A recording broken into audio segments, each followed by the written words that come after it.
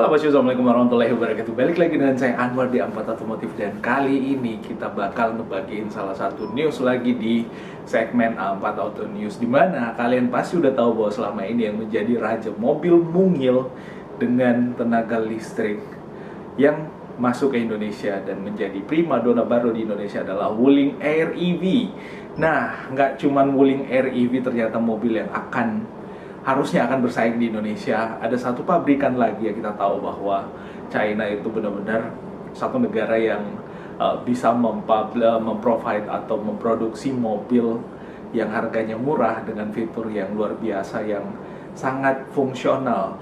Nah, selain Wuling Air EV, salah satu produsen mobil dari China juga namanya Geely, itu akan Geely apa Geely yang jelasnya tulisannya Geely kalau nggak salah. Nah, intinya kayak gitu.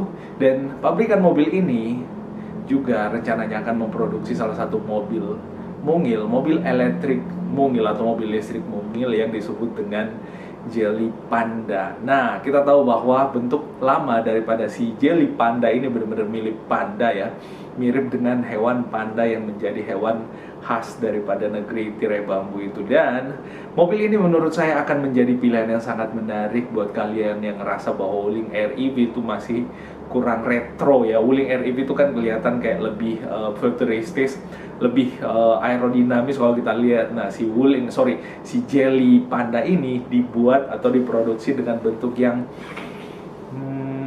lebih kelihatan retro, nggak mirip panda, tapi dianggap sebagai the next generation of Geely Panda. Nah, mobil ini informasinya di luaran sana telah dipublish dan telah diperkenalkan di satu ajang pameran di negaranya di China. Dan mobil ini informasinya akan menempuh atau bisa menempuh jarak kurang lebih 150 bahkan sampai 200 km jarak tempuhnya.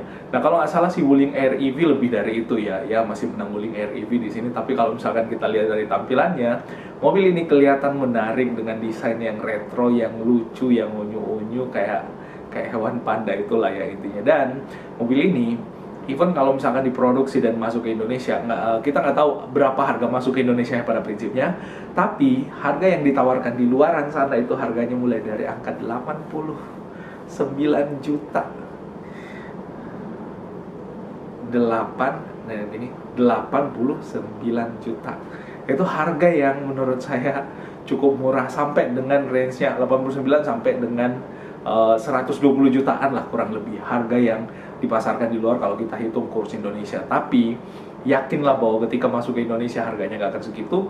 Kita tahu bahwa Wuling itu harganya bahkan di atas 200 jutaan ya, tapi di bawah 300 jutaan untuk mobil yang sangat fungsional. Dan kalau kita lihat dari sisi desain, mobil ini benar-benar menyasar ibu-ibu kompleks atau ibu-ibu atau siapapun orang yang dalam perkotaan yang hanya membutuhkan mobil untuk mobilitas ke sana kemari, jalan-jalan bareng keluarga, terus sekedar untuk berbelanja kebutuhan pasar atau sekedar untuk jalan-jalan ke mall atau kemanapun. Nah, mobil ini tentu akan sangat menarik untuk menjadi opsi kalian yang menginginkan mobil yang fungsinya hanya untuk mobilitas dalam kota aja.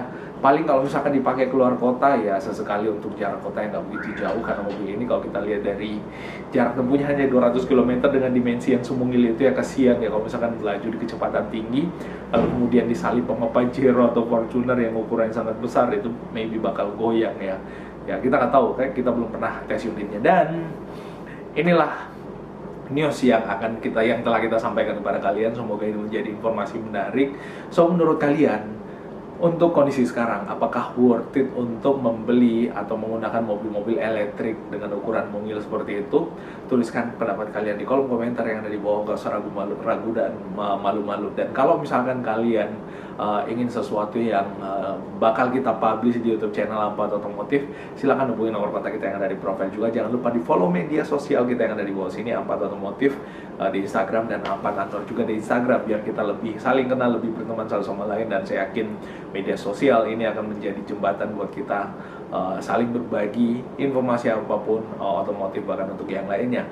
Nah, terima kasih untuk semuanya. Terima kasih bosku. Mohon maaf kalau ada yang keliru dan salah dari apa yang kita sampaikan. Dan kita ketemu pada ulasan atau flash news A4 Auto News, bukan flash ya, A4 Auto News berikutnya. Terima kasih dan wassalamualaikum warahmatullahi wabarakatuh. Bye bye.